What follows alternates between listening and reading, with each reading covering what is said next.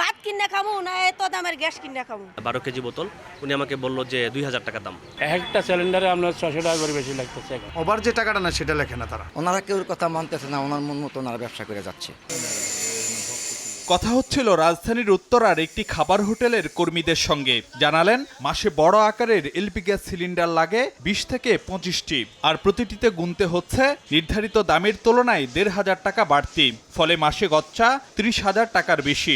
মাসে 25টা সিলিন্ডার লাগে, প্রতি সিলিন্ডারে 1500 টাকা মতন বাড়তি দিতে হয়। প্রতি মাসে 30 থেকে 40,000 টাকা মতন বাড়তি খরচ হয়ে যায়। বাজারে নৈরাজ্যের মধ্যে এলপিজি আমদানি শুল্ক ও ভ্যাট কমানো হলেও বাস্তব চিত্র এখনো ভিন্ন। 12 কেজি সিলিন্ডারের বেঁধে দেওয়া দাম 1341 টাকা, অথচ জায়গা ভেদে গ্রাহকের কাছ থেকে আদায় করা হচ্ছে 1700 থেকে 2000 টাকা পর্যন্ত। 1850 টাকা নিচ্ছে আমার কাছ থেকে। এভাবে যদি হয় তাহলে আমাদের সাধারণ মানুষ তো চলাটা খুবই মুশকিল হয়ে যাবে। আমরা কিভাবে চলো পরিবার নিয়ে? 12 কেজি বোতল উনি আমাকে বলল যে 2000 টাকা দাম।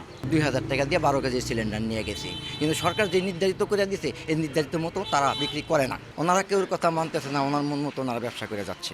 একটা সিলিন্ডারে আমরা 600 টাকা করে বেশি লাগতেছে। এখন নিজে বয়ে কি করব? আমার চুলা জ্বালাইতে হলে গ্যাস লাগবে, আর বেশি হলে আনতে।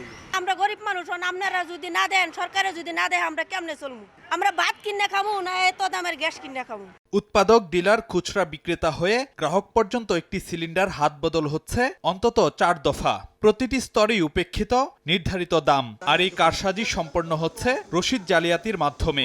আমাদের বেশি দামে কিনতে হয়, ডিলার সরকার যে রেট দিচ্ছে তার থেকে 100 টাকা বেশি কিনতে হয়। আপনাদের কোনো কাগজপত্র কিচ্ছু দেয় না, কিচ্ছু দেয় না। বর্তমান দাম বাড়ার পর থেকে আর এগুলো দিচ্ছে না। ডিলারে যে নিতে আছে আপনার ধরেন 1500, 1550, 1600।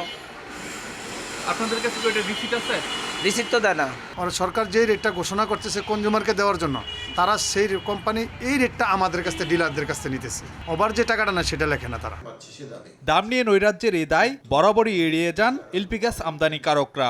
যারা লাইসেন্সি ওনারা কিন্তু বিআরসির যে নির্ধারিত মূল্য তার বেশি দামে বিক্রি করেন না, কিন্তু এখানে রিটেল পয়েন্টে এই মূল্যটা আরও বেশি বাড়ছে। ভোক্তারা ফলে বেশি দামে কিনতে বাধ্য হচ্ছেন। অন্যদিকে লোকবল ঘাটতি সহ নিজেদের সীমাবদ্ধতা তুলে ধরছে নিয়ন্ত্রক সংস্থা বিআরসি। সংস্থাটির চেয়ারম্যানের ভাষ্য, নজরদারি বাড়াতে মাঠ প্রশাসনকে সক্রিয় করার পদক্ষেপ নেওয়া হচ্ছে। আমাদের তো লিমিটেশন আছে, আপনি জানেন। আমরা ওই জেলা প্রশাসনকে পুনরায় ব্যবহার করব। এলপিজির বিষয়ে 64 জেলা প্রশাসনকে আমরা চিঠি দিচ্ছি। বিশেষজ্ঞরা মনে করেন কেবল দাম নির্ধারণই নয়, ভোক্তা স্বার্থ রক্ষায় বাজার তদারকির বিকল্প নেই। এলপি গ্যাস আমদানিতে শুল্ক কমানোয় সরকারের রাজস্ব কিছুটা কমেছে বটে, কিন্তু তাতেও খুব একটা লাভ হয়নি সাধারণ গ্রাহকদের। এমন অবস্থায় ভোক্তাদের প্রশ্ন, বাজারের শৃঙ্খলা ফেরার জন্য অপেক্ষায় থাকতে হবে আর কতদিন? ফারুক ভিয়া, রবিন, সময় সংবাদ, ঢাকা।